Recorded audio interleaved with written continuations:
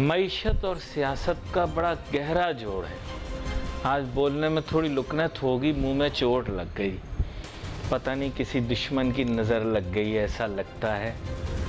लेकिन यह है कि ये जो सियासत और मईशत में जोड़ है, अब ये वाज़े होकर सामने आएगा। देखो, एक तो वो है जो मेन स्ट्रीम मीडिया दिखा रही है, एक वो है जो हकीकत है। मैंने हमेशा से हकीकत पे बात की। किसी में थी जुर्रत आज से 2 साल पहले 15 अगस्त फॉल ऑफ काबुल के ऊपर ये बात कहता कि एवरीथिंग इज नॉट ओके? कितनी बड़ी शख्सियत है जिसने कहा एवरीथिंग इज ओके, हैं? कितनी बड़ी शख्सियत थी जिसने फॉल ऑफ काबुल पे कहा था एवरीथिंग इज ओके? कहा था ना। ये जो अपने आप को जुर्रतमंद एंकर कहते हैं, इनमें इतनी जुर्रत तो नहीं है ना, क्योंकि इंटेलेक्ट ही नहीं है उनमें कि वो ये बात बोल सकें। और मैंने उस दिन कहा एवरीथिंग इज नॉट ओके, गड़बड़ होने वाली, बहुत बड़ी गड़बड़ होगी। वो दिन और आज का दिन पीटीआई और उनके चेयरमैन ज़ेर अताब हैं। गलत बोल रहा हूं? देखो, चीज़ों को मैं देखता हूं, बिगाड़ता किसी से नहीं, लेकिन खरी बात करता हूं, 100% खरी, 100% खरी। अब क्योंकि मेरी बात ही मईशत को जब बुनियाद बना के सियासत पर बात करता हूं, क्योंकि भाई सारी दुनिया पैसों के इर्द गिर्द भागती है। तुम लोगों को इन चीज़ों की समझ में नहीं आती। ये उसूल कुछ नहीं है, नज़रियात कुछ नहीं है, सारी दुनिया पैसे के पीछे भागती है, पैसे के पीछे। मैं आपको बता, और जब आप पैसे को देखें वो कहाँ भाग रहा है, तो आपको पता लग जाएगा लोग भाग के कहाँ जाएंगे। IMF 11 जनवरी को बता रहा ना, IMF के भी कुछ शराइत है। क्या शराइत है सुन लो ज़रा। बाकी शराइत अपनी जगह जो माशी शराइत है, जो माशी शराइत नहीं है वो ये है कि अपने मुल्क के अंदर जमहूरियत का तसलसल जारी रखो। आपको, मुझे, हम सबको पता है अगर इलेक्शन इस मुल्क में होगा तो कौन जीतेगा। अगर साफ और शफाफ इलेक्शन हो जाते हैं, कौन जीतेगा? नाम मैं नहीं बता रहा, पता आप सबको है कौन जीतेगा। बात यह, कोई ना कोई अफाम तफहीम करके दरमियान का रास्ता निकालना पड़ेगा। अब उसको समझा रहे हैं तू मान जा भाई, क्यों इतना बिगाड़ के चल रहा है, तो वो मान नहीं रहा। टर्म्स एंड कंडीशंस तय नहीं हो रही। जैसे IMF और पाकिस्तान की 1.5-2 साल टर्म्स और कंडीशंस तय नहीं हुई ना, इसी तरह वो जो बंदा है ना, वो जिद्दी है, वो टर्म्स एंड कंडीशंस पे आ नहीं रहा है। समझ गए ना वो बंदा कौन है? जो अभी फिलहाल मैं नाम नहीं ले रहा क्योंकि नाम लेने की इजाजत नहीं उसकी। समझ गए ना बात? टर्म्स एंड कंडीशंस के ऊपर रेडी करना है। आप सियासी मंजरनामा ठीक नहीं करोगे, आपका माशी मंजरनामा ठीक नहीं होने का। उसकी बैक किसकी है? वो जो बंदा है जिसका मैं नाम नहीं ले सकता, उसकी बैक किसकी है? उसके पास बैक है बरतानिया की, उसके पास बैक है अमेरिका की। यह आपको नहीं पता। मुंह पे कहने से कोई फर्क नहीं पड़ता कि फला नामंजूर और फला नामंजूर एंड एब्सोल्युटली नॉट। ये सिर्फ बातें हैं, ये उसकी सिर्फ बातें थी। एक्चुअल पावर उस बंदे के पास जहां से आता है, वो आता है बरतानिया से। वो आपको पता है क्यों? पता है आपको? आप बच्चे बन रहे हैं, आप बने। और दूसरा वहां से, अच्छा, बैनुल अक़वामी इदारे जो हैं वो अभी देख रहे होते हैं कि यार कोई ऐसा तरीका निकालो कि सबको साथ लेकर चलो। ये आप नहीं समझ रहे इस बात, आप समझेंगे भी नहीं, क्योंकि आप नारेबार। यार देखो, बात ये हवा चलती है, जिसकी जब हवा चलती है ना, वो उस टाइम मशहूर होता है। एक ज़माना था कराची शहर में एक हवा चलती थी, है ना? एजाज भाई भी दुकानें बंद करवाया करते थे, हैं? चिंटू भी बसें चला दिया करता था। हवा चलती थी ना, हवा चलती थी। ये शर्जील है ना, अभी 25 को शटर डाउन कर रहा है। ये पहले शटर डाउन करवाता था। ये हवा चलती थी। अब बोलो तो यकीन करो, पथारे वाला जो है वो केले 10 रुपए सस्ते नहीं करेगा उनके कहने पे। हवा चलती है, हवा चलने की बात होती। एक दौर था 1997 का, नवाज शरीफ साहब को हैवी मैंडेट मिला नहीं मिला, हवा चल रही थी। फिर मुझे याद है यार, पता नहीं आप लोगों को याद है कि नहीं, 12 अक्टूबर 1999 को कराची में चिड़ी ने पर नहीं मारा, एक बंदा बाहर नहीं निकला। लाहौर तो छोड़ दो, पंजाब में तो कोई बंदा बाहर ही नहीं, घर से बाहर तो दूर की बात, जो लोग घर के अंदर थे जाके बेडरूम में कंबल लेके, वो जैसे शेख रशीद साहब की फोटो चलती है ना, कंबल लेके ऊपर अंदर छुप के बैठ गए, कोई बाहर नहीं निकला। मैं बता रहा हूं, अकेले हम जैसे कुछ लोग थे जिन्होंने कहा यार जमहूरियत का तसल्सल जारी रहना चाहिए, गलत हुआ सही रहा वो अलहदा बात है। मुशर्रफ को किसी ने कुछ नहीं कहा, बल्कि ये तो शुक्र करो, वरना कुछ लोग तो मुशर्रफ की फोटो घर में लगाने लगे थे। ये आपका जमहूरियत का तो सिलसिला आपका ये है। मैं तो बिल्कुल स्ट्रेट बात करता हूँ, हवा 1997 में हैवी मैंडेट के साथ आने वाला प्राइम मिनिस्टर 12 अक्टूबर 1999 को उतारा जाता है, गैर जमहूरी तरीके से उतारा जाता है, और एक बंदा सड़क पर नहीं निकलता। यह मैंने देखा, अपनी आंखों से देखा है, इन गुनाहगार आंखों से देखा है, इन गुनाहगार आंखों से देखा, मैंने देखा है।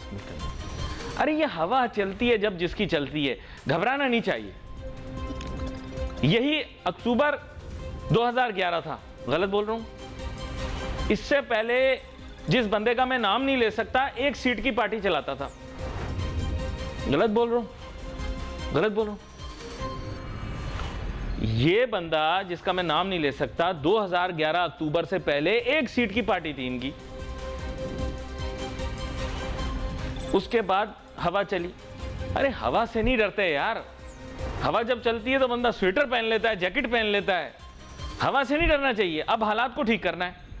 अब एक हालात को ठीक करने वाले वो हैं जो कि सामने चौधरी बन के आ गए। देखो, माशी हालात मुल्क के तब ठीक होंगे जब सियासी क़यादत मजबूत हो।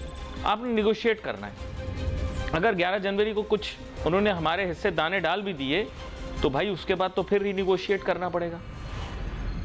अब कह रहे बर्फबारी हो जाएगी। आपा ने बड़ा सोच के निकाला तारीख 8 फरवरी का।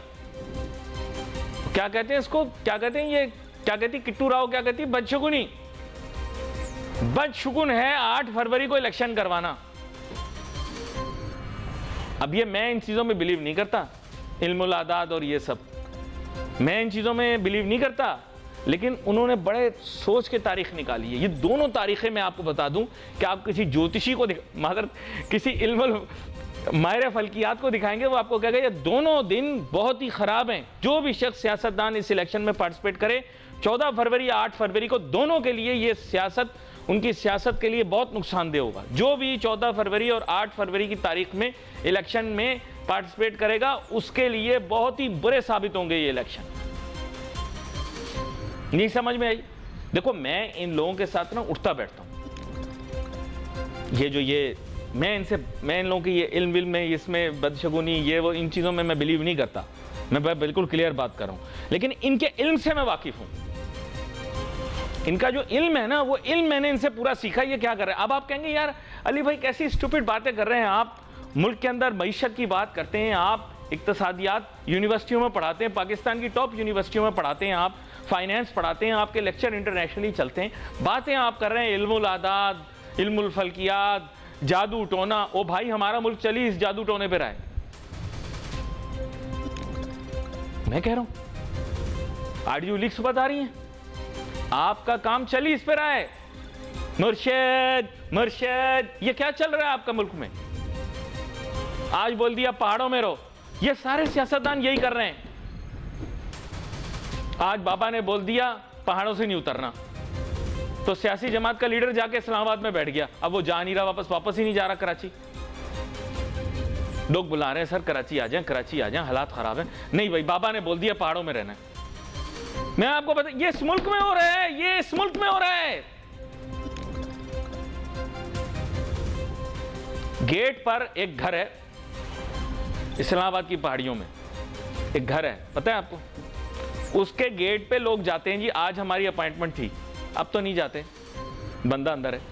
तो गेट के ऊपर गार्ड कह देता है कि आप आज मुलाकात नहीं कर सकते, मना कर दिया उन्होंने। तो कह रहे नहीं भाई, हमारी तो अपॉइंटमेंट है। बोले नहीं, आज आपा ने मना कर दिया है, कोई नहीं मिल सकता। आपा कौन है कुछ पता नहीं, मैं भी सिग्नल में बातें करता हूं। सर ये आपके मुल्क में हो रहा है, ये आपका मुल्क टोटल चल रहा है जादू टोने, इल्मुल फल्कियात, इल्मुल आदाद, इस पे चल रहा है। जादू टोने, घरों से तावीज मिल रहे हैं, तावीज घोल के पिलाए जा रहे हैं। और पाकिस्तानियों की नजर, मैं कहता हूं यकीन करो, ऐसी नजर है, यकीन करो। मैं तो शुक्र करता हूं ये इलोन मस्क जो है अमेरिका में पैदा हुआ। अगर ये पाकिस्तान में पैदा होता, इसका रॉकेट हर उड़ता और फट जाता, खत्म हो जाता, क्योंकि इसकी फुप्पो की नजर खत्म कर देती उसे, इसकी खाला की नजर इसको खत्म कर देती, इसके खालाजाद की नजर इसे खत्म कर देती, इसके रिश्तेदारों की नजर खत्म कर देती। क्यों भाई नादिश, सही बोल रहा हूं ना मैं? हमारे यहां तो आप कोई एजाद क्यों नहीं होती? पाकिस्तान में कोई एजाद हो ही नहीं सकती। रिश्तेदार नजर लगा के एजाद को होने से पहले ही तबाह कर देते हैं। आप कहेंगे कैसी बातें कर रहा है, लेकिन दिल आपका जानता है कि अली नासिर वो बात करता है जो आप दिल की बात होती है और इस माशरे की हकीकतों को आपके सामने लाता है। नजर से बचो, हसद छोड़ दो। और तमाम लोग 4 कुल पढ़ो, मैं भी 4 कुल पढ़ता हूं, ब्रेक के बाद वापस आते हैं। अल्लाह ताला हमें हसद से बचाए, जादू से मेरी कौम को जादू टोने से निकाले, ये एक दूसरे पर जादू करने की गंदी और गलीज आदत से बचें। और जिसको इस पर यकीन नहीं आता वो शारे फैसल पे चला जाए। या तो चिंटू की बीमारियों का इलाज लिखा हुआ होता है, या लिखा हुआ होता है कि बाकी जादू कहां से हो सकता है, किस जगह से अच्छा जादू होता है। ये आपके कौम की हकीकत है और अली नासिर बता देता है। Let's take a short break.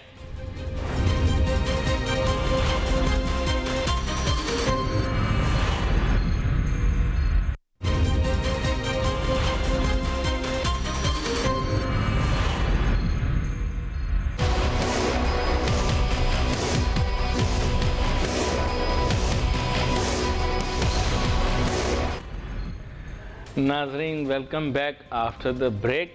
अब हमें ज्वाइन कर रहे हैं हाजी गनी उस्मान साहब। बात तो मैं इनसे मईशत के मुतालिक करूं, लेकिन इस वक्त फेडरेशन की सियासत और फेडरेशन के इलेक्शन बड़ी तेज़ी से जारी हैं। अमल कुछ दिनों के बाद होगा, लेकिन उसकी तैयारियां इस ज़ोर शोर से की जा रही हैं। हाजी गनी उस्मान साहब भी एक अहदे के लिए मुंतखब होने के लिए बेकरार हैं। तो इनकी जानिब जाता हूँ और इनसे पूछने की कोशिश करता हूँ और इनसे जानने की कोशिश करता हूँ कि इस वक्त कैसे हालात हैं और ये क्या सोच रहे हैं। जी हाजी गनी उस्मान साहब। वालेकुम सलाम, बोलिए सर। देखिए, जैसे आपने कहा कि इस वक्त फेडरेशन के FCCI के इलेक्शन 2 साल के लिए हो रहे हैं और माशाल्लाह हमारा ग्रुप BMP ग्रुप, जिसकी सरबराही अंजुम निसार साहब कर रहे हैं, उन्होंने मुझे सीनियर नायब सदर के लिए नॉमिनेट किया है। और इंशाअल्लाह हम अल्लाह से दुआ करते हैं कि इंशाअल्लाह हम कामयाब, हमारा पूरा ग्रुप कामयाब होगा। मेरे साथ सदर के मोहम्मद अली शेख साहब जो इस्लामाबाद के हो, मेरे साथ सदर के नुमाइंदे हैं। मेरे साथ कराची के राइस कॉरपोरेशन के रफीक साहब चेयरमैन रहे, तसूरी साहब है और मलिक साहब है, तोकीर साहब है। ये सीनियर वाइस प्रेसिडेंट के इलेक्शन लड़ रहे हैं माशाल्लाह। नहीं, लेकिन ऐसा लग रहा है ये कौमी सतह का इलेक्शन हो रहा है। आम शख्सियात, मुख्तलिफ सूबों के आम ओहदेदारान, वफाकी और सूबाई सतह पर वज़रा, मुशीर और दीगर और लोग सब इसमें शामिल हो गए। क्या चक्कर क्या है, क्या चीज़ है फेडरेशन में ऐसी? देखिए, पाकिस्तान का सबसे बड़ा इदारा है, सब चेंबर की और एसोसिएशन की माँ है। अब जब इतना बड़ा इदारे का इलेक्शन हो रहा है तो नो डाउट कि इसमें सियासी लोग भी इन्वॉल्व हो जाते हैं। तो थोड़े बहुत सियासी लोग भी इस इलेक्शन में इन्वॉल्व है, मगर इसमें कोई बुरी बात नहीं है, क्योंकि जो सियासी लोग हैं जैसे तसूरी साहब है, ये भी एक बिजनेसमैन है, गुलाम अली साहब भी है तो बिजनेसमैन है, पंजाब के गवर्नर मलिकुर रहमान साहब भी माशाल्लाह सीनियर एडवोकेट है। तो ऐसी कोई बात नहीं है। इस तरह आप देख रहे हैं कि हमारी अपोजिशन साइड के तनवीर साहब और गौर साहब भी इसमें लगे हुए हैं, तो केयर टेकर के बंदे भी लगे हुए हैं। तो मेरे ख्याल में ये तो अपनी अपनी गुंजाइश है, किसी को कोई मना तो नहीं कर सकता। तो इंशाल्लाह ताला हम 3 साल से BMP की हुकूमत है। पहली सदारत हमारी हमने जीती, अंजुम निसार साहब थे, उसके बाद नासिर मगू साहब आए, उसके बाद 2 साल से हमारे इरफान साहब आए हैं। तो मेरे ख्याल में 2-3-4 साल से हम माशाल्लाह बिजनेसमैन कम्युनिटी की खिदमत कर रहे हैं और इंशाल्लाह उसी का सिला हमको मिलेगा। तो मेरे ख्याल में अच्छा, लेकिन सियासी जमातों में तो ये होता था कि भाई एक पार्टी है उसके 2 धड़े बन गए। आप लोगों के यहाँ ये समझ में नहीं आया ये BMPP क्या बन गई?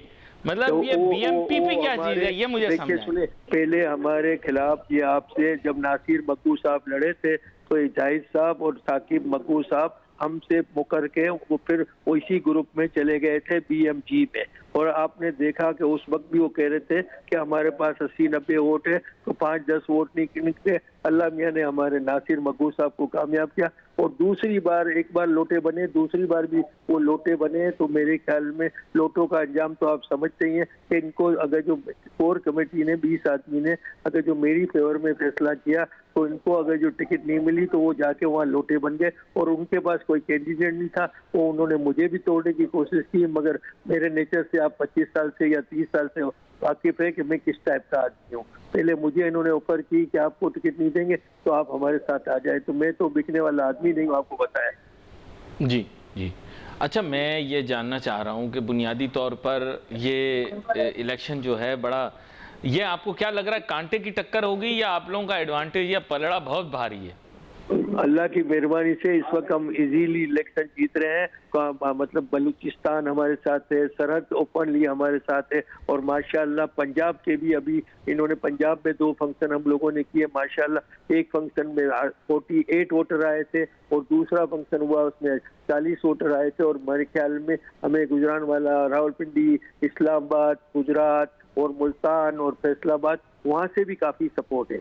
अच्छा, असल बंदे तो आप स्टॉक के हैं ना, वैसे तो आप हर देखिए, बिजनेस में ही हैं, रियल एस्टेट कारोबार में भी किंग हैं, और देखो, उसमें तो आपको बताओ, देखो मैं आपको अली बता दूं, ओरिजिनली हम बैंकर है, इसके बाद माशाल्लाह स्टॉक एक्सचेंज में भी 25-35 साल पहले नायब सदर थे, रियल एस्टेट का भी हमारा काम है, सीमेंट एंड शुगर इंडस्ट्री से भी काम है, तो माशाल्लाह नॉलेज तो सब बिजनेस का है। तो ऐसी कोई बात नहीं है। सामने वाला जो मेरे सामने या जो भी अली के सामने खड़े हुए, इनके कोई लंबे बिजनेस नहीं है, ओनली एक का घी बिजनेस है, एक का छोटा मोटा काम है, और हम वेर एक्सपीरियंस है। वो अभी हमारे ही दोस्त थे और 2 साल आगे आपकी तकरीर में इनकी सुनाऊं कि अंजुम निसार साहब हमारे बिग लीडर है, अंजुम साहब हमारे सीनियर है, और मुझे भी कहते थे गनी उस्मान हमारे वालिद साहब की तरह है। अब देखिए वालिद साहब के सामने बेटा इलेक्शन लड़ रहा है, ये आप देख ले, ये क्या सियासत है। आप खुद समझते हैं कि इनको मौका नहीं मिला तो लोटे बन के दूसरों में चले गए। ये बड़ा अहम नुकता है। लेकिन आपके ख्याल से बीएमपीपी के पास कितनी ईसीजीबी सीटें हैं, कितने वोट हैं उनके? इस वक्त टोटल वोट है ना, आज की तारीख में जो नई लिस्ट निकली है ना, उसमें 374 वोट है। टोटल वोट 374 वोट है। इसके आधे वोट जो लेके आएगा वो कामयाब हो जाएगा इंशाल्लाह। मैं बड़ी बात नहीं करता हूँ, हम 70-80 वोट से हम कामयाब हो गए इंशाल्लाह। ये बड़ा अहम नुकता है, ये आ गया। अच्छा, अब आगे चलते हैं स्टॉक एक्सचेंज की तरफ। अब स्टॉक एक्सचेंज की बात करता हूँ आपसे। भाई, अब मुल्क की मईशत के अंदर कोई ख़ास बेहतरी, पिछली दफ़ा भी आपसे बात हुई थी, आपने बड़ी खुलखुला के बात की थी, इतनी तो ख़ास कोई बेहतरी हुई नहीं, लेकिन स्टॉक में आ रही है तेज़ी। अच्छा, उसके पीछे कह रहे हैं कि ये जो हुकूमत ने पैसा स्टॉक एक्सचेंज से कमा लिया, क्योंकि सरकार को भी मौका मिला तो सरकार ने भी अपने से वो इंस्ट्रूमेंट्स बेचे स्टॉक एक्सचेंज के अंदर, तो लोगों के जहन में ये शक पैदा हो रहा है कि क्या सरकार भी खामोशी से कोने में खड़ी इसलिए एंजॉय कर रही है क्योंकि वो भी स्टॉक से अपना फ़ायदा निकाल रहे हैं? क्या कहते हैं आप? देखिए, कल सकूक बैंक का आपने ऑक्शन देखा, पाकिस्तान स्टॉक एक्सचेंज में हुआ था, जिसकी डिमांड थी 30 बिलियन की और टोटल सब्सक्रिप्शन आया 400 बिलियन का। तो सब बैंकरों ने माशाल्लाह सकूक बॉन्ड में। अच्छा, यहाँ पर मुझे एक छोटी सी ब्रेक लेनी है। ब्रेक के बाद वापस आके अपनी गुफ्तगू जारी रखेंगे। नाजरीन, यहाँ पर एक छोटी सी बिल लेनी पड़ेगी ज़रूरी, और फिर उसके बाद हम अपनी गुफ्तगू जारी रखेंगे। Let's take a short break.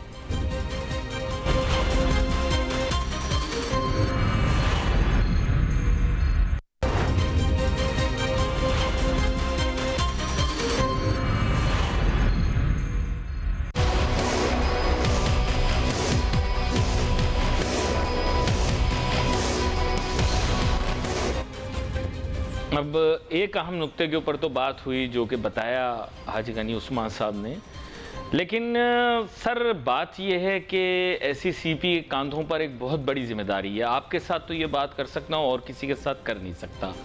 Market का एकदम इतना ज़्यादा बढ़ जाना, एससीसीपी का चुप खामोशी से ये सारे मामले को देखना, साबिक एससीसीपी का चेयरमैन जो कि शायद आप लोगों के साथ बड़ा अच्छे ताल्लुकात रखता था, उसका वफाकी काबीना का हिस्सा होना, और स्टॉक मार्केट के ऐसे जिसे आप कहते हैं हुलारे मारना और छलांगे मारना ये एक बहुत बड़ा इशू और प्रॉब्लम है। आजकल की तारीख में मैं ये देख रहा हूँ कि कोई पूछ नहीं रहा, एसईसीपी की तरफ से कोई नोटिस इन्वेस्टर्स को नहीं आया कि अचानक मार्केट बढ़ गई, आपको मार्केट से मोहतात रहना चाहिए, कहीं प्रूडेंस की कोई इंस्ट्रक्शन नहीं है। ये एक बहुत बड़ा सवालिया निशान है। स्टेट बैंक का खामोशी से इस मामले को देखना, इदारों को इसके मुतालिक मोहतात ना करना, ये एक बहुत बड़ा सवालिया निशान है। मुल्क के माशी एशारियों का बेड़ा गर्क हो चुका है, लेकिन सनतकार, ताजिर, सरमायाकार तबका जो है वो वाह वाह कर रहा है। वो उसकी भी खास कोई वजूहात होंगे, कोई कुछ कहता नहीं, लेकिन सर ये बहुत बड़ा प्रॉब्लम बन सकता है आगे चल के। अगर छोटे सरमायाकारों को नुकसान हुआ कहेंगे तो कुछ भी नहीं, लेकिन मुझे याद है वो लखानी साहब कहा करते थे, अभी उनका इंतकाल हो गया, वो कहते थे आह का माल कभी नहीं उठाना। आपको याद है ना लखानी साहब? अब तो खैर वो इंतकाल कर गए, स्टॉक मार्केट की मानी जानी शख्सियत। क्या कहते हैं आप?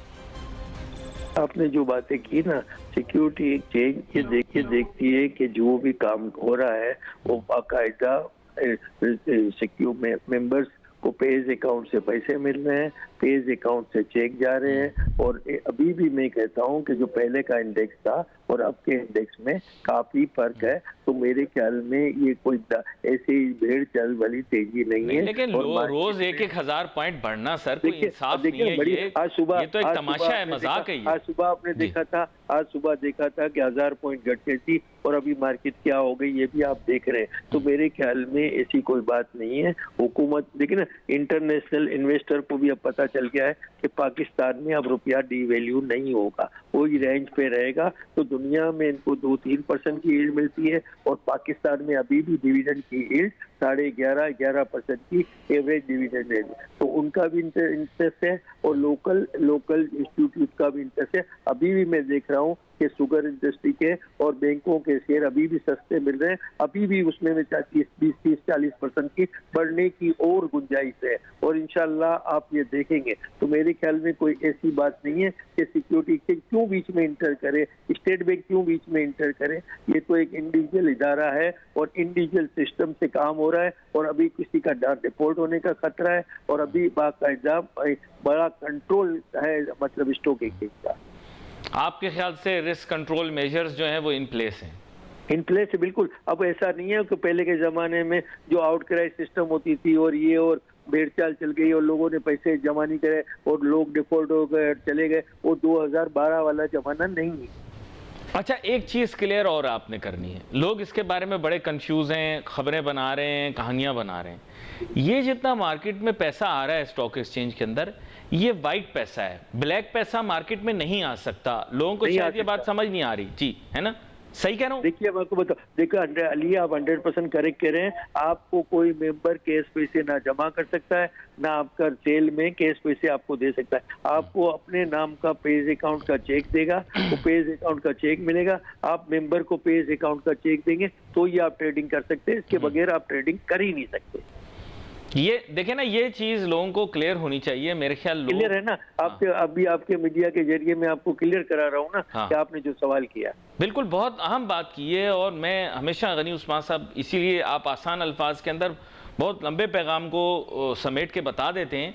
और ख़ास तौर पे नाजरीन आपको मैं आगाह करता चलूँ कि मार्केट के अंदर काला पैसा या काला धन आना तकरीबन नामुमकिन है आजकल के दौर में। देखिए, बैंकिंग इंडस्ट्री में भी आप ब्लैक मनी को डिपॉजिट नहीं कर सकते। अगर जो आप बैंक के वाले भी कैश पैसे आप जमा करते हैं तो आपसे सवाल जवाब करते हैं। तो अभी आपने देखा कि वहाँ भी आपका 1 नंबर का ही हो रहा है, मगर पाकिस्तान में अभी भी नो डाउट कि 2 नंबर इकोनॉमी है। गवर्नमेंट को चाहिए कि एक बार इसको, लेकिन स्टॉक में 2 नंबर पैसा नहीं आ सकता, क्योंकि जैसे आपने बताया एक जमाने में आया था कि नवाज शरीफ की हुकूमत थी और मुझे याद आ रहा है कि आप जो भी पैसे स्टॉक में लगाएंगे या रियल एस्टेट में लगाएंगे तो आपको नो क्वेश्चन आस्क होगा। तो मेरे ख्याल में एक बार इस वक्त ये पॉलिसी की एक बार फिर जरूरत है। इसने इकोनॉमी में हमारे पैसे आ जाएंगे, इसने इकोनॉमी डेवलप होगी और गवर्नमेंट ऑफ पाकिस्तान को भी मोर टैक्स मिलेंगे। यहाँ पर एक छोटी सी ब्रेक लेनी है, ब्रेक के बाद वापस आएंगे अपनी गुफ्तगू जारी। Let's take a short break.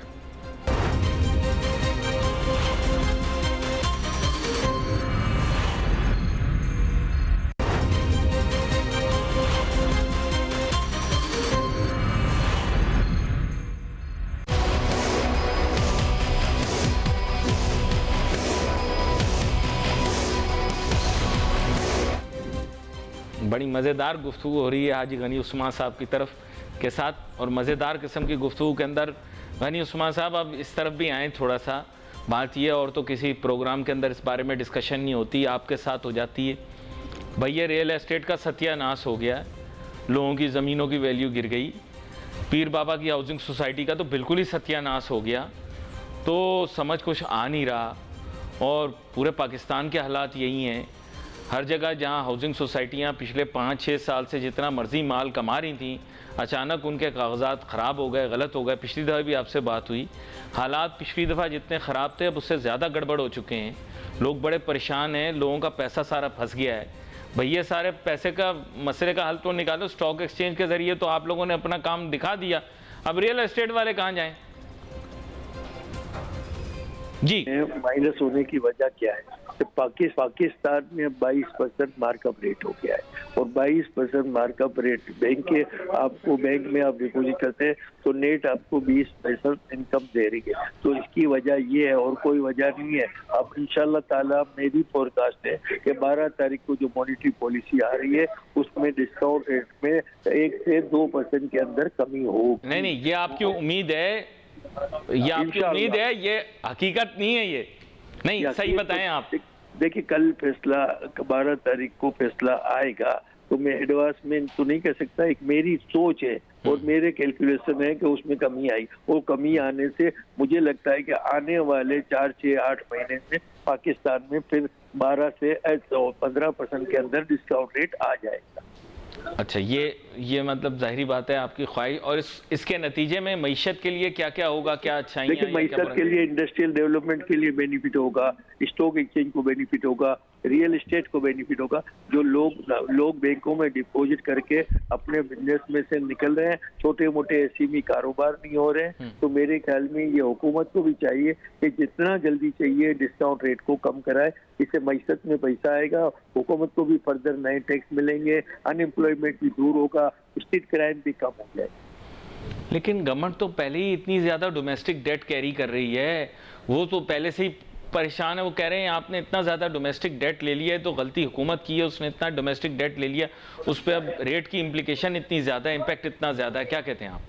देखिए ना, अभी आप देखें कि माशाल्लाह नो डाउट के केयर टेकर हुकूमत है, और हमारे आर्मी चीफ भी माशाल्लाह इकोनॉमी के लिए काफी रंजीदा है, और वो भी बड़ी कोशिशें कर रहे हैं, और इंटरनेशनल इन्वेस्टर भी हमारे मुल्क में आ रहे हैं। तो ये अच्छी बात है, मतलब ये बुरी बात नहीं है। तो एक देखे ना, बुरा वक्त था, वो वक्त निकल गया। आईएमएफ के मसले से हमारे आईएमएफ के भी एग्रीमेंट हो गए, अब वो बुरा वक्त अब निकल गया है। इंशाल्लाह ताला अब मुझे उम्मीद है कि अच्छा वक्त आएगा। लेकिन हाजी गनी उस्मान साहब, अब मैं एक रियलिटी आपके सामने बयान करता हूँ। प्रॉब्लम ये है कि ये सारी एक रियलिटी ये है कि इलेक्शन यहाँ पे करवाने पड़ेंगे, नहीं तो आईएमएफ नोटू नहीं देगा। नोटू आईएमएफ तब देगा जब इलेक्शन करवाने पड़ेंगे। इलेक्शन के बाद हाँ, देखिए अली, आपने जो सवाल किया, मैं आपको बता दूं कि इंशाल्लाह ताला 8 फरवरी को जरूर इलेक्शन होंगे। अब कौन कामयाब होता है, कोई भी कामयाब होगा, लेकिन मसला आपको बताता हूँ ना, कोलिएशन हुकूमत होगी और इंशाल्लाह ताला इलेक्शन जरूर होगा। ये बात तो आपने बड़ी अहम की, लेकिन प्रॉब्लम एक बहुत बड़ा है ना। बात यह कि अगर आज़ाद साफ शफाफ इलेक्शन करवाए गए तो कौन जीतेगा आपको पता है। अब मसले का हल करना है कि आप जैसे पढ़े लिखे तालीम याफ्ता लोग जो हैं सामने आएँ, और वो बंदा जो बात नहीं मान रहा उसको समझाएं कि भाई आप कोई ना कोई रिश्ता निकालो, ये सियासत है, ये हुकूमत है, ये सिस्टम है, इसके अंदर बीच में कोई ना कोई क्या कहते हैं मुफाहमत करके कोई रास्ता निकालो, वरना क्या होगा कि मुल्क की मईशत सफ़र करेगी, मुल्क की मईशत को प्रॉब्लम आएगा। तो ये तो आप लोगों ने समझाना है। आपका बड़ा नज़दीकी रहा है वो बंदा, आप लोग उससे मिलते रहें, बात करते रहें। वो अभी अंदर है तो कोई बात नहीं, उसको आप समझाएं, बोलें भाई कोई रास्ता निकालो बीच का, ना तुम लड़ाई करो, झगड़ा करो, इलेक्शन जो भी हो, रिजल्ट जो भी हो मुल्क के लिए अच्छा हो। क्या कहते हैं आप? बिल्कुल बात सही है आपकी। ये है कि हम बिजनेसमैन ये भी चाह रहे हैं कि मुल्क की मकसद, देखिए ना, इसमें हमारा भी फायदा है और मतलब दूसरे लोगों का भी फायदा है। अगर जो इकोनॉमी डेवलप होगी तो हम डेवलप होंगे, और इकोनॉमी डेवलप होगी तो मुल्क डेवलप होगा। इकोनॉमी डेवलप होगी तो अनएम्प्लॉयमेंट मतलब कम होगी, इकोनॉमी डेवलप होगी तो स्ट्रीट क्राइम कम होगी। नहीं, लेकिन कोई सोल्यूशन आप लोगों के जहन में? देखो सर, हमें रियलिटी पे आना पड़ेगा। ये सोल्यूशन सियासतदान तो निकालेंगे नहीं। देखिए इस वक्त सॉल्यूशन तो कोई हमारे पास नहीं है। हम फेडरेशन लेवल पे हमेशा यही बात करते हैं कि जो भी इलेक्शन हो और वो होना चाहिए इकोनॉमी के लिए। लेकिन IMF ने भी एक कंडीशन शायद रखी हुई है कि पाकिस्तान में इलेक्शन होना चाहिए। ये एक अच्छी चीज़ है कि जमहूरियत का तसलसल जारी रहना चाहिए। लेकिन इसीलिए तो फेडरेशन में भी इलेक्शन हो रहा है ना। आप देखेंगे इंशाल्लाह ताला 30 दिसंबर को इलेक्शन हो रहे। हाँ, और अल्लाह की मेहरबानी से हमारी पार्टी BMP बिल्कुल भारी अक्सरियत से इंशाल्लाह कामयाब है। अच्छा देखें, अब वापस आ गए ताजिर सियासत पे, जो मजेदार मौजू है। देखिए ना, मेन मजे तो ताजिर सियासत है ना। ताजिर सियासत खेलते हैं, प्यार मोहब्बत से इलेक्शन होने चाहिए, एक दूसरों की बुराई नहीं करना चाहिए। मैं तो यही कहता हूँ कि यही हमारे ओपोजिशन वाले जो 2-4 लोग उधर गए हैं, वो मुझे कहते थे कि आप हमारे ढीडी के बराबर है, आप हमारे बड़े हैं, आप हमें बहुत इज्जत एक आप ताजिर सियासतदान हो, दूसरे आप मेहमान हो, दोनों खूबियां आप में। हाँ, आप ताजिर, अच्छा, और आप लड़ाई झगड़े वाले आदमी नहीं हो। मैंने देखा कभी किसी पे कीचड़ नहीं उछालते, गालम गलोच नहीं करते, बदतमीजी नहीं करते, गालिब गलोच करते, ना किसी के कीचड़ उछालते, बल्कि वो तो हमारे पे काफी इधर उधर की बातें करते हैं। मैं कहता हूँ कि देखो बेटा ही बाप से वो हो गया है तो अब किसको बोलने जाए। हाँ, लेकिन मैं ये कह रहा था कि जैसे आप अफाम तफहीम और संजीदगी से काम कर रहे हैं, कोई ये जो मैं आपको बता दूं अली कि मैं पाकिस्तान स्टॉक एक्सचेंज में 15 मरतबा आर्बिट्रेशन एंड डिफॉल्टर कमेटी का चेयरमैन रहा हूं, तो आप अंदाजा लगा सकते हैं। बल्कि लाहौर के बोर्ड पे भी मैं आर्बिट्रेशन का समझ लो एक किस्म का चेयरमैन ही था। मैं ओरिजिनली लाहौर स्टॉक एक्सचेंज के बोर्ड पे भी रहा हूँ, इस्लामाबाद के भी बोर्ड पे रहा हूँ, और कराची के भी बोर्ड पे रहा हूँ, CDC के भी बोर्ड पे रहा हूँ, नेशनल कम्युनिटी के भी बोर्ड पे रहा हूँ, और काफी कंपनियों में, लिस्टेड कंपनियों में, अपनी कंपनियों में भी, लाइक नया नाजमाबाद, लाइक आपका ठट्ठा सीमेंट, आपका गनी उस्मान सिक्योरिटी, आपका अल-अब्बास शुगर मिल, उसमें भी सबके बोर्ड पे रहा हूँ। और ओरिजिनली मैं फाउंडर हूँ BMA कैपिटल मैनेजमेंट और टॉप लाइन सिक्योरिटी का। देखें, ये असल में बड़ा अहम नुक्ता है। बात ये है कि अगर आप इलेक्ट हो जाते हैं तो आपको पता है कराची के अंदर सदर की भी अहमियत होती है, सीनियर नायब सदर की भी अहमियत होती है, बल्कि सदर की गैर मौजूदगी में सीनियर नायब सदर ही चला रहा होता है। सही बोल रहा हूँ? बिल्कुल करेक्ट है, बिल्कुल करेक्ट है, आपकी बात 100% वाली करेक्ट है। तो ये बड़ा अहम ओहदा भी है, बड़ा अहम इदारा भी है। अच्छा, आपने पहले भी हमें देखा है, आपने काफी लोगों से पूछा होगा। मैं यही कहता हूँ कि हमारे फ्यूचर के बारे में डिटेल आप पूछे और मेरिट देख के आप सपोर्ट करें, मैं तो ये भी कहता हूँ। अच्छा, लेकिन इशू है ना कि ये आप लोगों के यहाँ आम आदमी तो वोट दे नहीं सकता, सिर्फ ECGB मेंबर वोट देते हैं, वो तो गिनती में होते हैं। देखा अली, हमारे यहाँ वोट देने वाले बड़े मैच्योर लोग हैं, समझ बूझ के वोट देते हैं, आदमी का कैरियर भी देखते हैं, और पुराना इनका 5 साल का इन्होंने 5 साल पुरानी हुकूमत की थी, जो हमारे हुकूमत वाले थे उनको भी देखते हैं, और हमारे 4 साल की कारकर्दगी को भी देखते हैं। तो मेरे ख्याल में वोटर बड़े एजुकेटेड, समझदार, सीनियर लोग हैं, और ऑलरेडी वो इलेक्टेड हो अपने डर। अच्छा, एक मेरा मासूमाना सवाल था, वो ये था कि आप लोगों का इलेक्शन का सिस्टम ऐसा होना चाहिए कि जो जिस जगह पर है वहीं पे वोट दे दे। आप लोग बुलाते कराची बुलाते, फिर आप लोग किराए देते हो होटलों के, इतना महंगा पड़ता है। एडवांस में आपकी बात को मैं खत्म कर दूं क्या? इंशाल्लाह ताला अभी तो ये कराची में इलेक्शन हो रहे हैं, हम मुसलसल कोशिश करेंगे कि एक सेंटर कराची होना चाहिए, एक सेंटर लाहौर होना चाहिए, और एक सेंटर इस्लामाबाद होना चाहिए, ताकि जो पेशावर के और उधर के लोग हैं वो इस्लामाबाद में आ जाए, और कराची के लोग कराची में रहे, और पंजाब के लोग पंजाब में आ जाए। अच्छा, मेरी अपनी एक और भी राय है, अगर आप अभी इलेक्शन जीत गए तो आपको ये चाहिए कि सर हमारे प्यारे सूबे बलूचिस्तान के अंदर भी FPCCI का एक नहीं बल्कि 2 दफ्तर आप बनाए बड़े। देखिए बलूचिस्तान हमारा मेन सूबा है, बलूचिस्तान के वसाइल बहुत ही हैं, तो बलूचिस्तान मतलब हर सूबे में, लेकिन अभी हमारा पेशावर में भी दफ्तर है, इस्लामाबाद में भी है, लाहौर में भी है, कराची में भी है। अब तो मेरे ख्याल में बलूचिस्तान के भी हम दफ्तर होना चाहिए, उनका भी हक है, आपकी बात जायज है। तो इंशाल्लाह इसके लिए भी हम कोशिश करेंगे। ठीक है अली जी। अच्छा, एक और नुक्ता एक और नुक्ता उसमें ये है कि सर ये बात आपने बड़ी अहम की है, इसके साथ साथ FPCCI को फॉरेन लिएजन भी बहुत ज़्यादा स्ट्रॉन्ग करना चाहिए, जिसके माने ये हैं दूसरे ममालिक के साथ, दूसरे ममालिक के चैम्बर्स के साथ जो कॉन्टेक्ट्स हैं वो भी बहुत ज़्यादा तेज़ होने चाहिए। अगर आपको मौका मिलता है तो आपने ये काम भी करना है। नहीं, आपको क्लियर कर दूं कि इस वक्त भी बाकायदा इंटरनेशनली फेडरेशन के सब जगह कॉन्टेक्ट है, और इंटरनेशनली फेडरेशन के लेकिन जिसको आपने स्टैंडिंग स्टैंडिंग कमेटी की दी, वो आपको छोड़ के चली गई ना।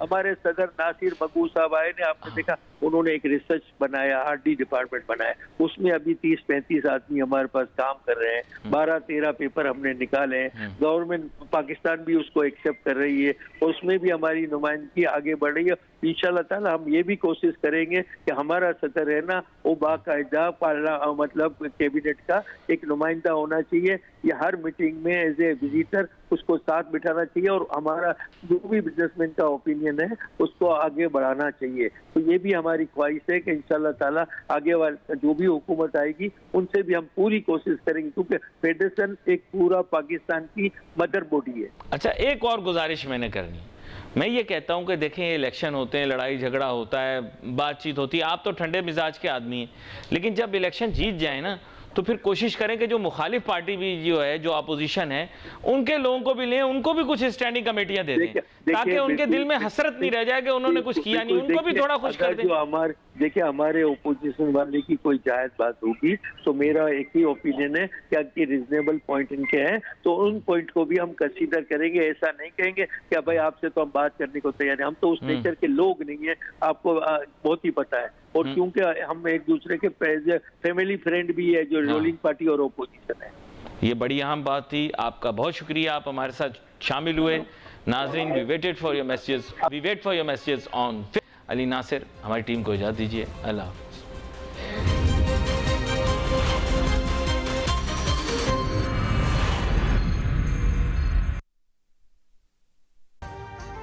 अभी सब्सक्राइब करें ताकि कोई खबर रह न जाए।